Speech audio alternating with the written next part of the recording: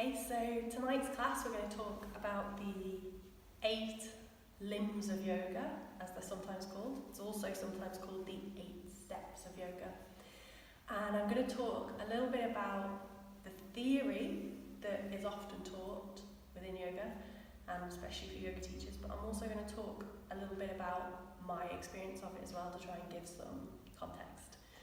So if at any point you've got any questions, just ask away, interrupt me, it's totally fine.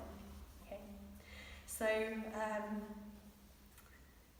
just before we get into what are the 8 limbs or 8 stages of yoga, I think it's worth just saying, what is yoga? What's it all about? Most people, me included, when I was new to yoga, thought, hey, it's like this really great class where you do some physical moves and you do some breathing and maybe a bit of meditation. And I knew that it made me feel good, but I didn't really know why. And all of the process that you go through in yoga as you practice more and more, whether you develop your own practice or you come to a class, you're going through a process of aligning all of your being with your highest self, so with the greatest good.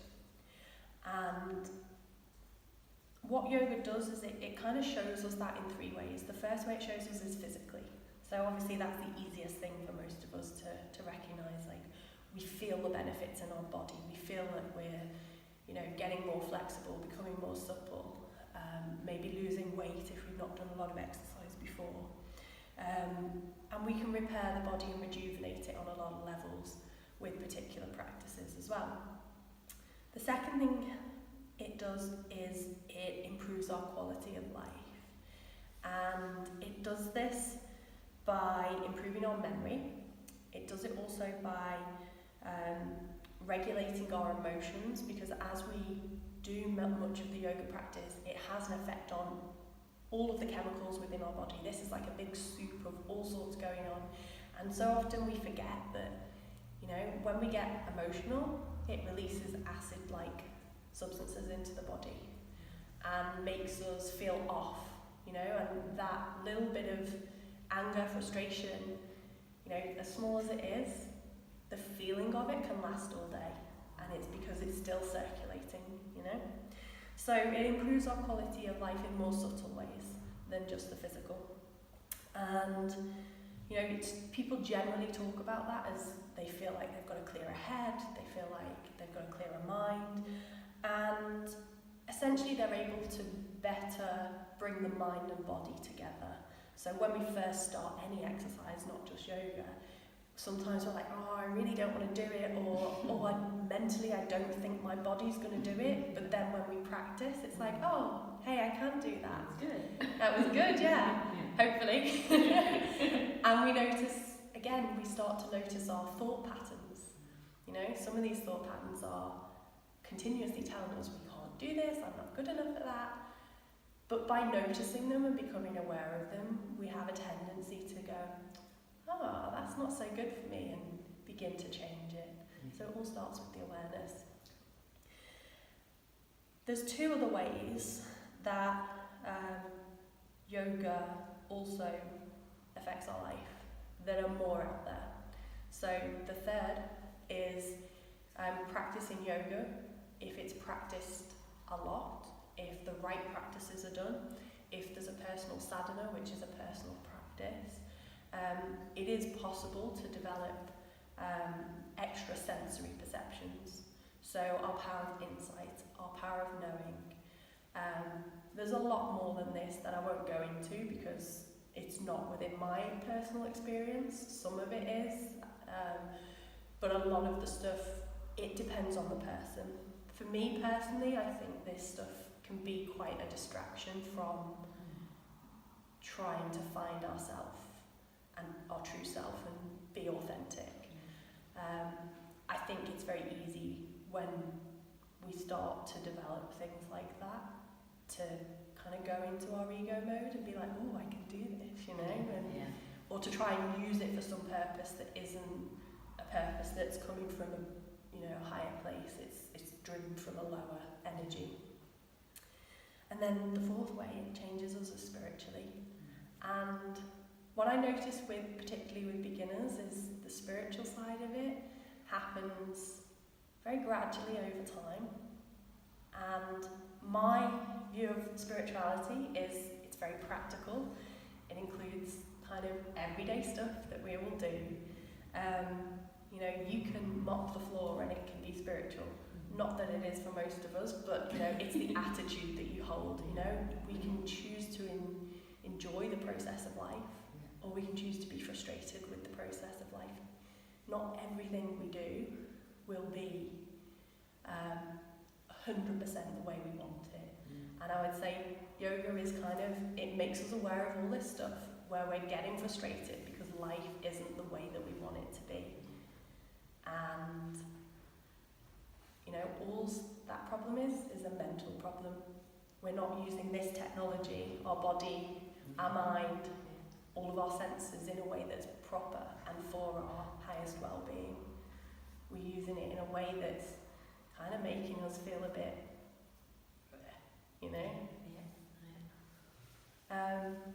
Okay, so that's my little introduction to what is yoga.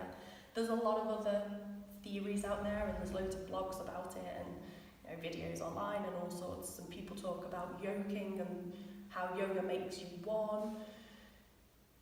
My view of that, or my experience of that, has been that I've gone through a process where I've realised that I was making a lot of choices in my life that weren't good for me, but I was choosing those, and the yoga has helped me to become more aware of those situations, from small things with diet to big things with thinking, to relationships, to anger, to judgment. There's so many things.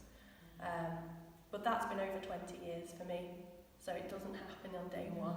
It's a process, it's a journey, and I hate that word because it's everywhere, the journey. Yeah, but it is, it's a journey back to ourselves. So how does the 8 limbs of yoga fit with this? For me, the 8 limbs of yoga explains what this oneness of yoga is all about. It's kind of saying there's 8 steps that we go through, which over time lead us to that point of oneness, that point of being completely at one with ourselves and with our external environment, and being, the most authentic, unlimited, infinite self that we can be. So the best way I think to start this is just to start it with step 1. So there's Patanjali wrote about steps 1 and 2 if you want to have a look at anything else. Okay. Some really lovely writing. There's a lot of misquotes about it on the internet, but trust your own intuition and you'll find more if you're interested. So the first step, or the first limb of yoga, is called Yama, and the second step is called Niyama, so they're related. These are both Sanskrit words. Essentially, Yama, I'm not sure what the English equivalent word is, because Sanskrit is very different. It has more letters, more sounds, and so on. Bless you. And essentially, Yama, the first step, this is a set of ideas that help us to better control our attitudes in terms of our external environment. So our external environment is with all beings that we come in contact with, whether it's humans, whether it's the earth, whether it's an animal. But a lot of people also talk about it being specifically just about socially. I don't know the true intention of the original text. I only know my own interpretation of it.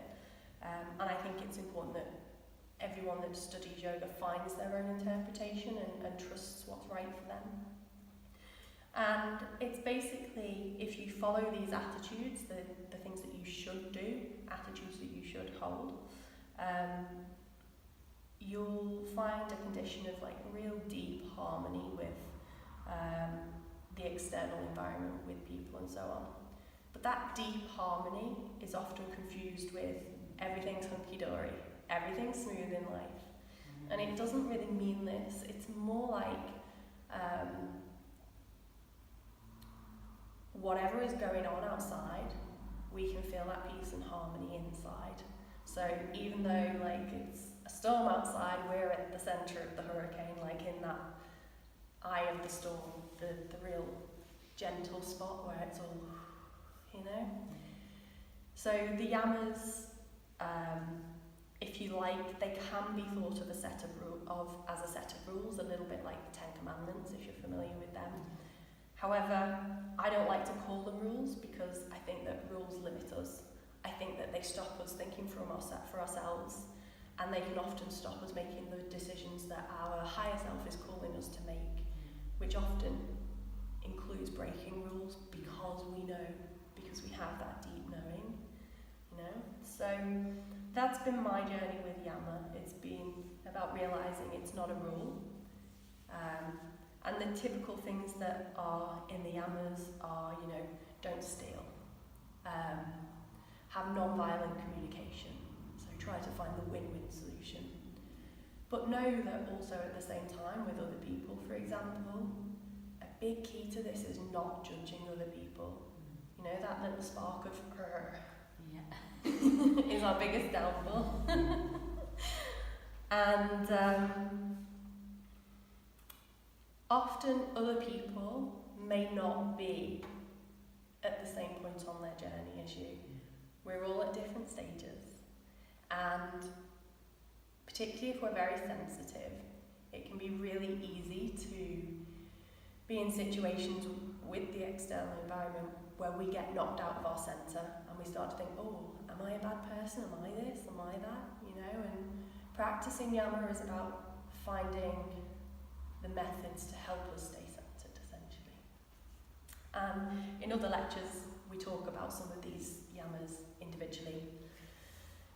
The second step, or the second limb, is Nievas, which is the don't do's in simple terms. I'm not sure that's a correct translation either, but it's essentially about our attitude towards our personal behaviour and how that can be governed to give us a condition again of that deep balance within ourselves.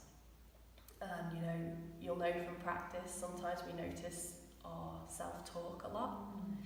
We notice the feelings that come up in certain postures. We'll feel like, oh, I just want to cry in this, or oh my god, I hate this, you know, and these things, they're all telling us stuff.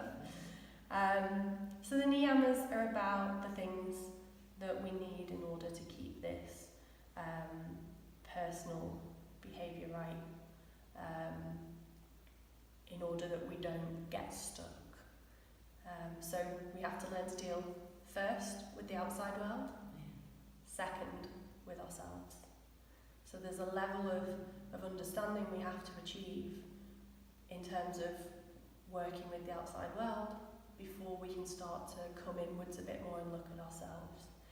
But for me, I've found that starting with myself and trying not to judge has been the best path for the Yamas. And for the Niyamas, it's then been about expanding that to say, hey, well, like, you know, this situation is going on where this person is just not responding and I'm doing things and I'm being calm, and I have to realise that, you know, I have to change my internal state and not expect them to change. Right. I have to accept them completely as they are. You know? Start to judge. Yeah. And it's also the same, you know, little things happen in life. The car might break down, you might lose your bank card, you know, you might trip over the dog. You know, we can get frustrated at these things, but sometimes things are serving us in ways that we can't explain. Whether it's to make us aware that we're getting frustrated or whether it's about something more, depends on what's happening in life. But for me, this is what it's about. Step 3 is asana, or the physical postures that we do in yoga. So everyone that does yoga is familiar with these. And what happens happens when we use posture is that we get a bioenergetic balance. So what we really achieve is more awareness. We notice small things. You know, this will be a pattern through everything I talk, but we notice small things. I think the biggest lesson that I can give anyone about posture is, you know, there's so many things that stop us practicing yoga or make us lose the enjoyment of it. And it's usually something along the lines of, I don't know if I'm doing this posture right, or I can't do it as well as the teacher, my neighbour, last week even, because sometimes our body is different one week from the next. And I always say to people, like with posture, the aim isn't to be the best at the posture. The aim is to be the best you. So you want to find a spot in the posture that feels totally comfortable and steady for you. So comfortable and steady means no shaking, holding it for a good amount of time, but not so long that you feel like you're going to pass out. You know, and what I've been told by one teacher is that the aim is that you should be in such a comfortable, steady state, and you should be able to focus the mind on the correct areas of the body, or the chakras, for 3 hours and 48 minutes. Yeah, heard you say that. You said that later. So, you know, crazy. I tried this out with some postures, you know, if there's something you want to work on, try it out with one posture, see how long you can keep both the body physically still, the breath still and calm, the mind still and calm. You know, there's more levels than just the physical.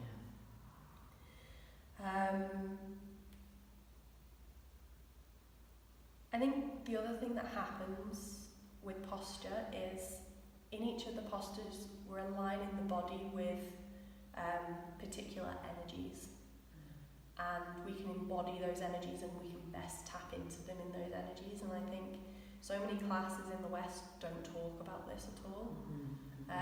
We're so focused on the physical aspect, and learning to include the meditative aspect within the class, focusing on the chakras that relate to each of the moves, will really help with that quality of life kind of benefit that comes from yoga, not just the physical. For me personally, it was a big shock after practicing yoga for a long, long time and meditating for a long time to be taught about the chakras. Like, I knew about chakras, I thought I understood them, but to actually focus on them in class and feel them and know that they're real is a different game. So this is what I try to share sometimes in the classes. And the other thing that happens when we practice physically is we are cleansing our system. You know, the moves are working all of our internal organs, they're moving different glands, they're helping the system to balance. And I find for me, if you've had traumas in your life, and I don't necessarily mean big traumas, a lot of us have had big traumas, but I mean even small traumas, like as a kid we were told off really sharply for something and that memory has stayed with us. That memory, it's stored in the cells of our body. When we have those memories, we don't just remember them up here, you know, we can feel them. Like if I say to you, what does shock feel like? What do? Can you do it? You go, or, you know, your body remembers. So when we practice yoga, that asana, the posture part of the class, for me it helps to release some of these things, and this is why from time to time you might see someone crying at the end of the class, or someone will go home and go, I don't know what was wrong with me, I was so emotional after class, you know, and it's a release. It's like, we need to acknowledge this, it's coming up for our review. It helps to clear us in that way. The fourth step we move on to is then pranayama, which is breathwork. And this is really different to our normal breathing. Yes, as we do pranayama, we are oxygenating the brain, and 80% of all the blood in our body circulates through the brain. If any any of the other organs are struggling and don't have enough oxygen, the body will still send oxygen to the brain over everything else. So it's like oxygen and all great blood qualities with minerals and all sorts of other things coming into the brain make a really big difference. So these techniques help us to become aware of prana, which is life force in Sanskrit. So that life force is, when we breathe and we hold our breath, we realise like life's quite this delicate balance, you know. And we realise there's a game going on with our breath where we can control it, or it can happen naturally without any effort from us. Yeah. One is more passive, one is more active. This is life. So often we make these rules and beliefs in our head that we have to be like really strong or really passive in certain situations, and the truth is like there is no right and wrong. Everything is a spectrum. One day you'll be in a situation where you need the more passive aspect. One day you'll be in a very similar situation, but something very small will be different, and you need to be more active, more strong, more courageous, more willpower, you know. And we give ourselves such a hard time when we're like, I'm not doing this right, or why isn't this working, you know?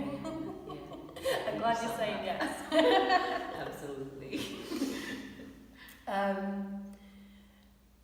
So really, what is pranayama about? It's about learning to control our energy. So we can practice with the breath, controlling that energy. You'll notice in the dynamic classes, our breath gets up really high, and we're like, and we're deliberately slowing it down as we go through the breathing exercises, and we realise, I don't have to just let the body be in control. And you know, this is part of the awareness. When we look at the breath, we start to realise, I'm not my physical body, because I can control the breath, I can control the body. We don't always do this as well as we want, or when we want to. So it's about controlling our energy. It's about making sure that we're aware of the fact that we're not our body.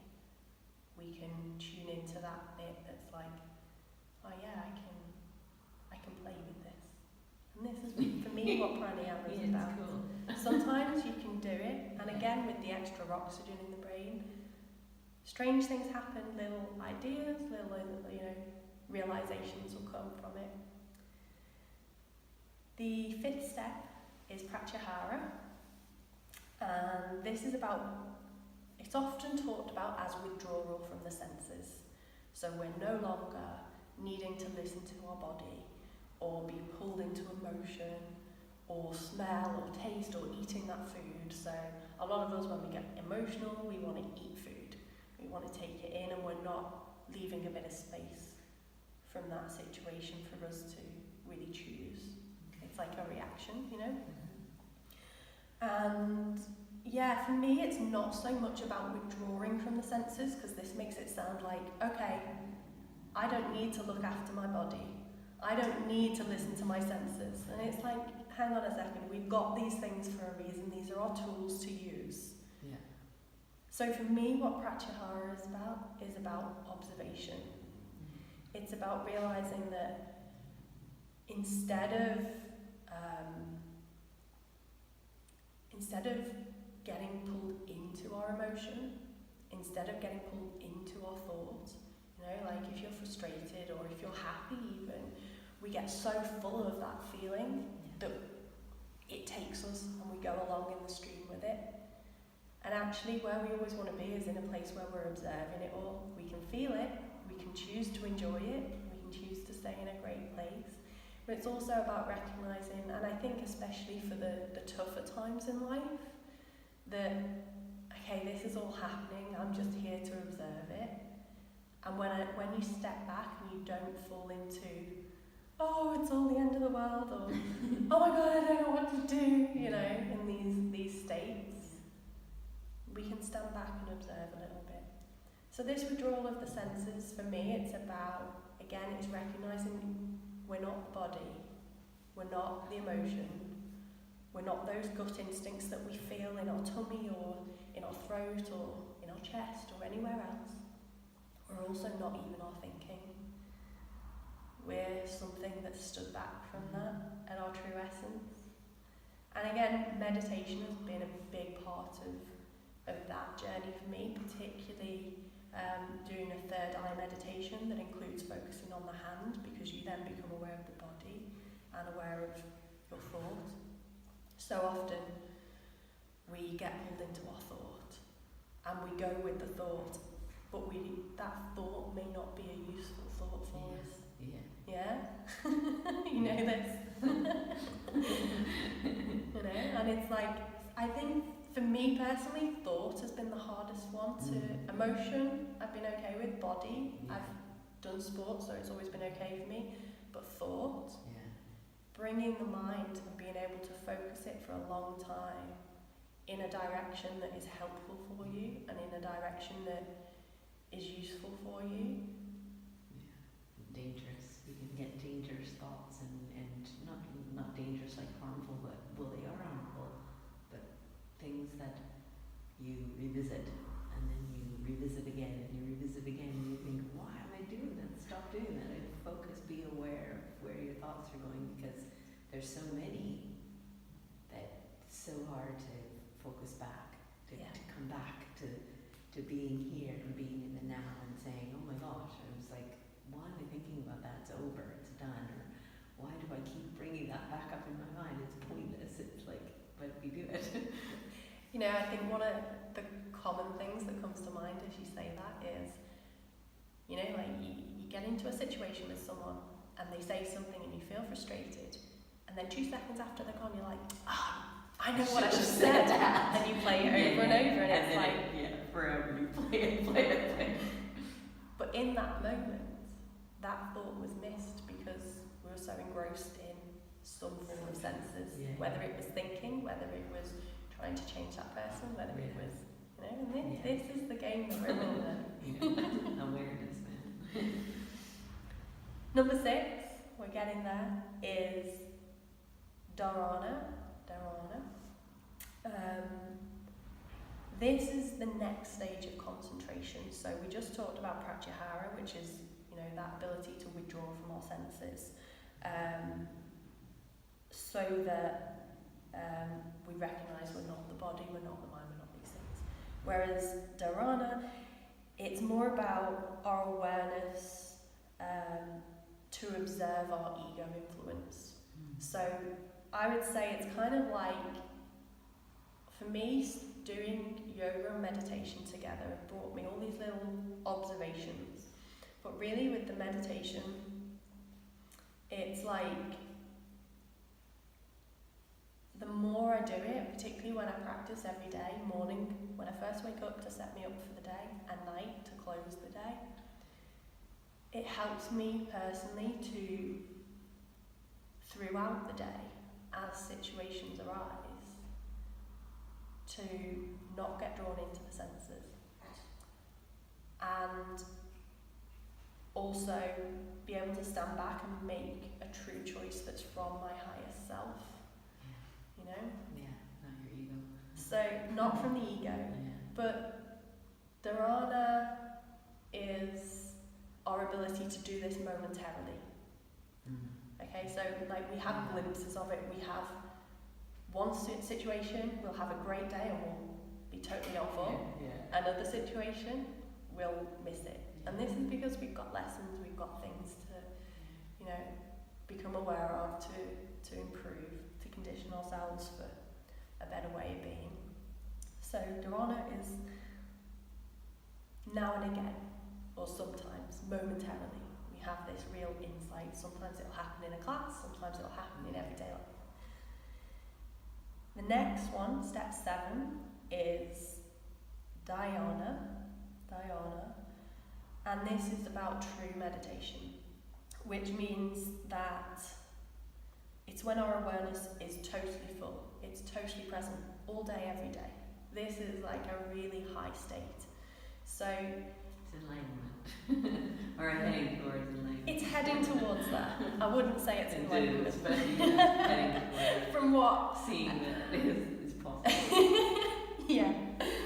And it's basically about, whatever happens in the day, we can stay in that fixed point of calmness all the time. That ability. I always think of, I don't know if you've seen the film Minority Report, and they have these cool computers that are like on glass, and you can see the images on the glass of videos and people's memories that are being played, and Tom Cruise is like swishing them about like this till he gets a clearer view. For me, this is a great way to think of meditation, because it's like, meditation is when you're Tom Cruise, and you can look at your senses, you can look at everything that's going on, and you can move them around mentally and feeling wise and clarify them till you know what's really true for you and what's going to serve the situation, both you and everyone else, because it comes back to this idea of oneness, and this isn't part of this, but I'll talk because it's coming up. I think the biggest realization I had, particularly with thoughts and meditation, was around realizing that we have a tendency to make everything an opposite, good and bad, hot and cold. And we need these differences so that we can observe different situations and scenarios. But the truth is, we can use our perspective for our highest good or for our own detriment. And in that perspective, when we're truly aware, we're able to say, hey, this isn't a cool situation, or hey, this is a great situation. But we're then able to stand back and deal with it. And we're able to say, when we stop polarizing and we say, these are two ends of the same spectrum, we start to question, why am I doing that? Or why is this person doing this? There's always a fear, a motivation, something we don't see. And again, this expectation that everything will be perfect, we'll have this calm life, that's like a still pond. If the pond is that still, you're probably not living. It's a bit like, when you see the heart monitor when someone flatlines, like this. We don't want to be in that state. We want to be like, living, but we don't want to be getting pulled into such a high state that we're like, our system is getting stressed, or that we're getting overexcited and we become overbearing and, get negative responses. So we have to be able to move through from the passive to the more dynamic. And this is why I really enjoy teaching a more relaxed class and a more dynamic class, a more meditative class, and a more, I think dynamic is the best way to explain it, a more active class, a more positive class where you have to physically, bring that warrior energy, bring that more active side of ourselves out and really, push forward. So where are we up to? The final step or stage, I like to think of it as a journey, is called Samadhi. This is a state where we have fully realized ourselves. Like, we have absolute knowing that this is who I am. This something inside, this observer, this awareness. And, technically, like, you can ask people if they've had this experience, and I think it's a difficult one to talk about. For me, I've definitely gone through times in my life where I've had real big realizations, where I've been like realizing, hang on, I'm not happy in my life. I need to start moving into alignment with things that are positive for me, and recognize that I'm making choices that are for my own detriment. And I started to question, well, why am I making those choices, And it's like, sometimes it's stuff from the past where we get a trigger, and suddenly, without thinking, the body takes over and we're like shouting or aggressive or not being our best self. Sometimes we have beliefs deep inside us that are coming from the outside world, not from our inner world. So these are beliefs that, potentially our parents gave us. You need to get a job, work hard, and walk up the ladder. Maybe that's not for everyone. Maybe your heart is telling you something else. It's also beliefs around societal values. So we know in different countries there's very, very different societal values. And yes, it's good to have an awareness of those and to, in some cases, obey them in different countries. But when it comes to ourselves and our own life, it's really important that we build our societal values again based on our own inner guidance and what we understand to be a higher path, a higher guided way. So for me, I literally went from being an engineer to realising, hey, I'm more into sustainability and I'm at my happiest when I'm training and teaching people. So I used my engineering degree to go and start teaching and training. And in the background, my big passion that I knew was that I really wanted to start teaching things from my life that I've experienced that I think can really help people, but I didn't know how I was going to do it. So I was like, great, I'll try and get a job teaching with the engineering, so I learn the teaching skills, and then I can bring those and the online creation and filming and skills like that to this bigger practice that I feel. But what I went through was a real time of feeling like, oh my gosh, I have this big vision, like I really feel in my heart where I want to go, but there's a big pressure on me from that. I feel so far away from that. And again, having this non-dualistic view helped, of realising that nothing is good or bad, we're just where we're at, and trying to make decisions from a place of real here, right now, today. Instead of thinking, what are all the things I've got to do to get there and get that result? That vision, by the way, changes over time as you learn more. So it's not a good way to work, the best way to work. And this isn't me saying you don't need to plan for the future, you do. But you also need to check in that you're making decisions from a place of right now. A place of, okay, if today you're not feeling great, what can I do right now, in the next 10 minutes, in the next hour, in the next 24 hours, whatever feels right for the situation? What can I do, or what do I need to change in order to feel this? And it's really step by step that, particularly when we're going through big transformation and change, it's by taking the first step that the next step is revealed. Yeah. But we're like, oh my gosh, I so just want to know. I can't move forward until I know. This is it. So back to Samadhi, got off track a little bit there. This is about realising the self, the absolute self. I'm certainly not there. I've met people who claim that they are. I'm not sure that they all are. I think that this is a very high level of spiritual awareness where not only are we fully aware and living life as if it's a meditation, where we can keep this observing state. I think Samadhi is the state where we're also then, we've got rid of all our hang-ups, we've done the personal work, we've got rid of all of the emotional flares that we have, we've got rid of our fears and learned to overcome them. And this doesn't mean necessarily overcoming with force. Sometimes we overcome things with acceptance.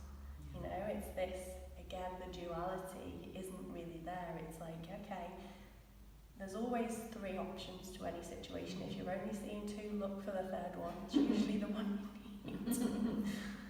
Okay, so this is the story of the 8 limbs, the steps we go through, and they don't happen one after the other either. For me, it's been a bit of a mixed bag. I actually started meditating before I ever learned anything about yoga, and the meditation cleared up migraines. It helped me when I was in school. I was quite young when I started. It really helped me not feel so stressed and pressured. It helped me center in with myself. And yeah, there's times in life where I feel really super connected to that stuff, and everything is flowing and everything is going that way. And then just whenever you get to that bliss point, where we're really happy. You know, something will happen in a few months later, you're like, I'm not feeling that way, what happened, where did it go wrong, you know, and we have to learn those lessons on a deeper level. And this is the full story of yoga in my view. Good. So, any questions? Ooh, I don't think so, but it's good. I love just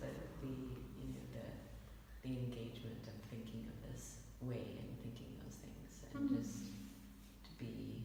It helps you to be aware just of all of this, that it's there, it's real, it makes sense. It's a logical way to think. Yeah. If you look at it like you've laid it out, it is quite logical. So it is logical. I think. That's what I like about it. You know, I think it's a really great way to look at what are all the different tools in the kit. Yeah. And which tool do I need to use today? Yeah. So some days meditation will be the thing. Other days the asana practice, the yoga, the physical postures will be the way. And I think, you know, also reflecting on the Yamas and the Nievas, and over my life, my understanding of those has vastly changed from when I first heard of them to where I'm at now. Yeah. You know, we can only share from where we're up to ourselves. Yeah. So maybe I'm wrong too, but maybe this will help, you know, start some people's journeys. Yeah, it's really good. So Thank you. I hope that maybe there'll be some reflections when you go to bed this evening. Yeah, no, there will be. I'd love to know if you want to share. Part 2, that's it. So, over the next few weeks we're going to talk about the Yamas and Nievas. So we'll start with the Yamas and share some thoughts on those, and we'll continue through with different practices and ideas. All right.